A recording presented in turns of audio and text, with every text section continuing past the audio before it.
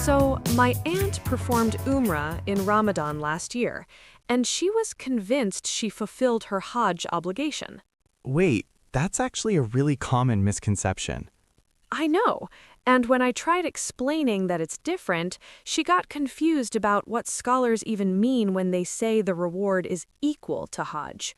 This is why we need to talk about this properly, because the hadith is actually saying something profound. And the Quran backs it up too. Let's break this down. Welcome to Talk, Learn, Teach. Hey everyone, welcome to Talk, Learn, Teach. I'm Khalid, and this is my co-host, Mariam. Before we dive into today's episode, we want to ask for two important things. First, please subscribe to this channel. We're creating educational content about Islam, spirituality, and faith that you won't find condensed like this anywhere else. Subscribe so you don't miss future episodes. Second, if this resonates with you, share it. Share it with your family, your friends, people in your community who might be planning Umrah this Ramadan. Sharing helps us reach people who genuinely need this clarity. Thank you for that support. And we want to hear from you.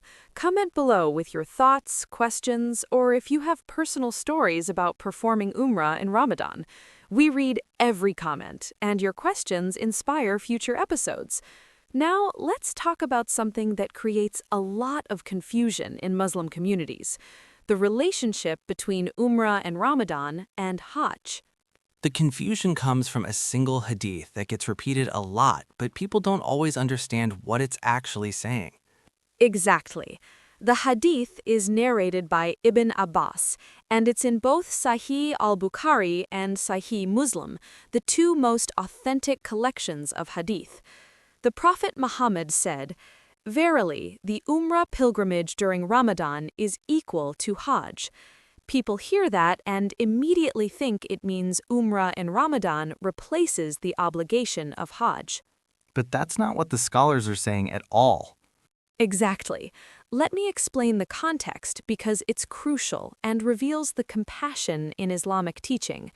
The Prophet was returning from performing Hajj when he encountered a woman from the Ansar, one of the helpers of Medina. He asked her why she hadn't performed Hajj with everyone else. She explained that her family only had 2 camels, one her husband used for his own Hajj, and one that was needed at home for irrigation of their land, for earning their livelihood and sustaining the family. She was stuck in Medina while everyone else was on pilgrimage. The Prophet understood her situation, financial constraint, family obligation, and offered her an alternative. He said, "Perform Umrah when Ramadan comes, for Umrah in Ramadan is equal to Hajj." This wasn't him dismissing the value of Hajj. Rather, he was recognizing that this woman might never be able to perform Hajj due to her circumstances, and he was offering her a way to earn equivalent spiritual reward through Umrah during Ramadan. This is the mercy of Islamic law. Allah doesn't impose what people cannot bear. So the hadith isn't claiming Umrah and Hajj are identical. At no point. They're distinct acts. The hadith is making a specific statement about reward equivalence under certain circumstances, or for all people, scholars debated this, but the obligation structure remains clear. Exactly. The scholars unanimously agree on this. Performing Umrah during Ramadan carries a reward equivalent to Hajj, but it does not fulfill the obligation of Hajj for those who are required to perform it. It's like how the Prophet said, praying Fajr in congregation is like praying the entire night, but that doesn't mean you stop praying tahajjud, the night prayer. So if someone says, I did Umrah and Ramadan, so I don't need to do Hajj, they're misunderstanding the hadith. Completely. If you're able-bodied and financially capable, Hajj is still obligatory on you once in your lifetime. That's a fundamental pillar of Islam. The Quran is explicit about this. In Surah Ali Imran, verse 97, Allah says that pilgrimage to the house is an obligation upon whoever is able among the people. That verse uses the word Hajj specifically, establishing it as the obligatory pillar. Umrah, while mentioned in the Quran and strongly encouraged, is not an obligation like Hajj. So the Quran is actually quite specific about the distinction. Very specific. The Quran establishes Hajj as one of the 5 pillars, those fundamental practices that form the foundation of Islam. Umrah is an important recommended practice, but it's not among the 5 pillars. That's a crucial distinction that Muslims need to understand. When the Quran commands complete the Hajj and Umrah, it's teaching Muslims that both are valuable, but Hajj holds the position of obligation, while Umrah is encouraged and virtuous, especially during Ramadan. Is there a Quranic verse specifically about Ramadan and worship? Not specifically about Umrah in Ramadan, but Surah Al-Baqarah, verse 183 to 186, establishes the spiritual importance of Ramadan. It's the month where the Quran was revealed, a month of mercy and forgiveness. Allah established this month as a special time for spiritual devotion, so performing any act of worship, including Umrah during this month, carries increased reward. Now let's clarify the hadith more. The Prophet told this woman specifically, does that mean the reward is only for people who couldn't perform Hajj? Great question, because scholars actually debated this extensively. There were 3 main scholarly opinions that developed from analyzing this hadith. The first opinion is that it applies only to the woman the Prophet specifically addressed. The second opinion is that it applies to those who intended Hajj but couldn't perform it for legitimate reasons, and then performed Umrah in Ramadan as compensation. And the third opinion is that it applies to everyone who performs Umrah in Ramadan, regardless of their circumstances. Which opinion won out? The strongest view, accepted by scholars from all 4 major schools of Islamic jurisprudence, the Hanafi, Maliki, Shafi'i, and Hanbali schools, is the third opinion. This view is supported by the general wording of the hadith, which doesn't restrict the reward to specific people. It simply states that Umrah in Ramadan equals Hajj in reward. The scholars noted evidence for this in how the Muslim community throughout history has always been eager to perform Umrah in Ramadan to attain this reward. If it were only for specific people in specific circumstances, why would countless Muslims across centuries prioritize this practice? The consistent action of the Muslim community is itself evidence that this reward is general and available to all believers. But understanding that doesn't replace Hajj is important. Absolutely critical. This is where the misconception causes problems. If you're obligated to perform Hajj, you're physically able, you have the means, performing Umrah in Ramadan doesn't remove that obligation. You still have to do Hajj. The reward being equal doesn't mean the duties are equal. What about someone who's elderly or disabled? Can they perform Umrah in Ramadan instead of Hajj? If someone is genuinely unable to perform Hajj due to circumstances beyond their control, they're excused from that obligation. For them, performing Umrah in Ramadan becomes an alternative way to worship. But even then, they can't just decide, I won't do Hajj. If their circumstances change and they become capable, the obligation returns. Let's talk about the spiritual aspect. Why does Islam emphasize pilgrimage so much, both Hajj and Umrah? Because pilgrimage is fundamentally transformative. It's not just ritual, it's a journey of the soul. The Quran mentions Hajj about 12 times in various surahs, including Surah Al-Baqarah, Surah Al-Ma'idah, Surah Ali Imran, Surah Al-Fat, Surah Al-Hajj, and Surah At-Tawbah, and discusses pilgrimage about 27 times in total, highlighting its importance in Islamic teaching. This repeated emphasis shows how central pilgrimage is to the Islamic faith. Pilgrimage is meant to purify the soul, increase devotion, and create a sense of community and unity among Muslims from all over the world. When you perform Hajj or Umrah, you're standing before the Kaaba, the house of Allah, realizing your smallness before the divine, shedding your ego and desires. So performing Umrah and Ramadan specifically, what's the spiritual significance beyond the reward equivalence?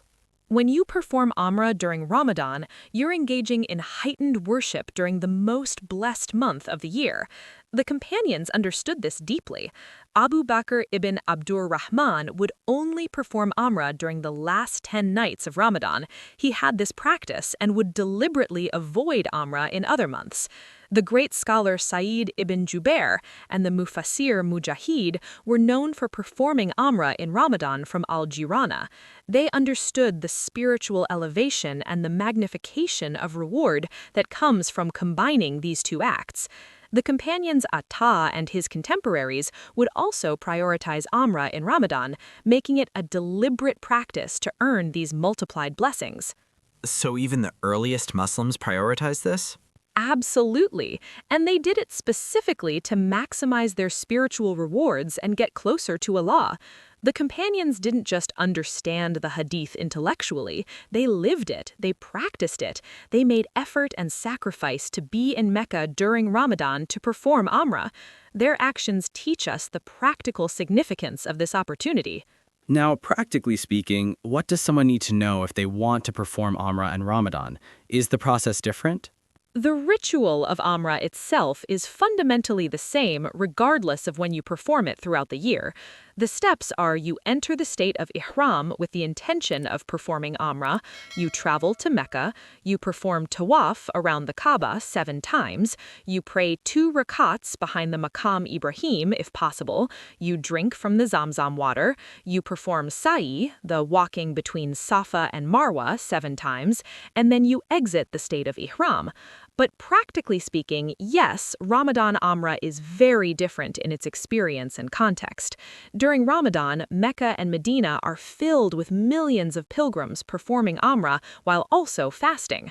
The crowds are extraordinary. The gates to the Haram are open 24 hours a day, and you see people at all times performing worship. Umrah in Ramadan is busier, especially in the last 10 days, with masses visiting Mecca, creating a more intense spiritual atmosphere. The physical challenge is significantly greater because you're fasting while performing rituals, you're exhausted, you're emotional, but spiritually, the experience is incredible, indescribable. So the crowds are part of the experience? In a profound way, yes. You're worshiping alongside millions of other Muslims, all seeking forgiveness, all performing the same sacred acts. There's an immense unity in that experience. The Quran describes pilgrimage as a gathering where people come together for worship and to remember Allah's name. That community aspect, that sense of unity with Muslims from every corner of the world, African Muslims, Asian Muslims, Arab Muslims, converts, old, young, men, women, all standing together before Allah's house. That community aspect is actually part of the spiritual significance that makes Ramadan Umrah so powerful. What about cost? I've heard Umrah in Ramadan is more expensive. It is significantly more expensive. Umrah in Ramadan is considerably pricier due to high demand compared to other times of year. Flights are more expensive, hotels charge premium rates, packages cost more. Many Muslims make substantial financial sacrifices to perform Umrah during this holy month. And from an Islamic perspective, if you're able to afford it, the investment in your spiritual development is absolutely worth it because the reward is immense and the transformation is real. The Quran teaches us that Allah appreciates those who strive in His way, and making financial sacrifice for spiritual growth is a form of that striving. What does the Quran say about the rewards of pilgrimage overall?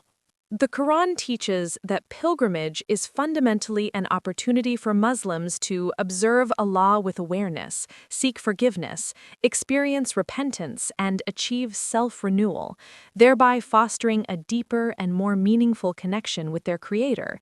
It's not just about the physical journey, it's profoundly about the inner journey of the soul toward closeness to Allah. And that's why the Quran emphasizes that pilgrims come to witness benefits for them, benefits that are physical, spiritual, and eternal.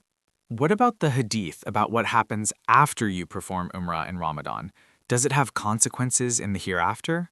The hadith about Umrah itself being an expiation for sins committed between it and the previous Umrah shows that Umrah is spiritually purifying. The Prophet taught that Umrah serves as an expiation for sins committed between one Umrah and the previous one. Performing it in Ramadan, with the month's spiritual amplification, intensifies that purification.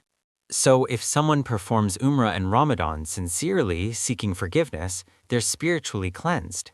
If they perform it with genuine intention, yes, but this requires sincerity. It's not just going through the motions. You have to be present spiritually, making dua, seeking Allah's mercy, intending to improve yourself. That's when the spiritual transformation happens. What's the biggest misconception you want people to understand from this episode? That Umrah in Ramadan is an incredible opportunity with extraordinary reward, but it's not a substitute for Hajj. Hajj and Umrah are both important. The Quran commands both. The reward of Umrah in Ramadan being equal to Hajj is a mercy from Allah, a way to earn massive blessings. But those who are obligated to perform Hajj shouldn't skip it thinking Umrah is enough. And if someone is unable to perform Hajj, then Umrah in Ramadan becomes even more precious to them. Exactly. For elderly people, people with health conditions, people in difficult financial situations, Umrah in Ramadan offers them a way to perform a major act of worship and earn reward equivalent to Hajj. It's a beautiful mercy in Islamic teaching. You know, the more we talk about this, the more it makes sense why scholars were so enthusiastic about Umrah in Ramadan historically. Right. They weren't just following a ruling blindly.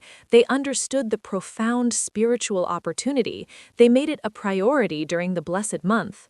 So to wrap up, what would you tell someone who's thinking about performing Umrah in Ramadan? If you're able, make the effort and go. Seriously consider it if circumstances permit. You're combining two profound acts of worship, responding to the Quranic command to complete both Hajj and Umrah, and doing so during the most blessed month of the Islamic year. You're earning a reward that the Prophet explicitly said equals Hajj. But, and this is crucial, do it with sincere intention. Don't go as a social event or to take pictures for social media. Go as a worshiper seeking transformation. Seek forgiveness for your past sins. Make dua for yourself, your family, your ummah. Connect spiritually with the house of Allah and with millions of other Muslims doing the same. Don't just go through the motions of tawaf and sa'i. Go with presence of heart, with tears in your eyes, with genuine seeking of Allah's mercy and forgiveness. And if you've already done Hajj? Umrah in Ramadan is still special and still incredibly rewarding. You're continuously engaging in pilgrimage, which the Quran acknowledges as an ongoing act of worship that any Muslim can perform multiple times throughout their life. Hajj is once in a lifetime, as an obligation, but Umrah is something you can do again and again. There's no limit to how often you can perform Umrah. Each time carries its own blessing, and each time during Ramadan carries that special, magnified reward. Thank you so much for this explanation, Mariam. I think people watching are going to have so much more clarity now. I hope so. And, the beauty of Islamic teaching is that Allah provides multiple pathways to earn reward and get closer to Him. Understanding why Umrah in Ramadan has such a special status helps us appreciate Allah's mercy. Before we finish, please subscribe to Talk, Learn, Teach if you haven't already. We're creating content that breaks down Islamic teachings in ways that are clear and relatable. Subscribe now so you never miss an episode. And please, please comment below. Tell us if you're planning Umrah in Ramadan. Share your questions about Hajj, Umrah, or anything related to Islamic practice. Tell us your stories. We genuinely want to hear from you because you're part of this community. Yes, and if you've performed Umrah in Ramadan, we'd love to hear about your experience. What was it like? How did it change you? These personal stories help others understand the reality of this spiritual journey, so share with us. Thank you for watching Talk, Learn, Teach. We're grateful for every person who supports this channel. This is where we learn together, grow together, and deepen our understanding of our faith. Until the next episode, may Allah accept from all of us. Don't forget to subscribe.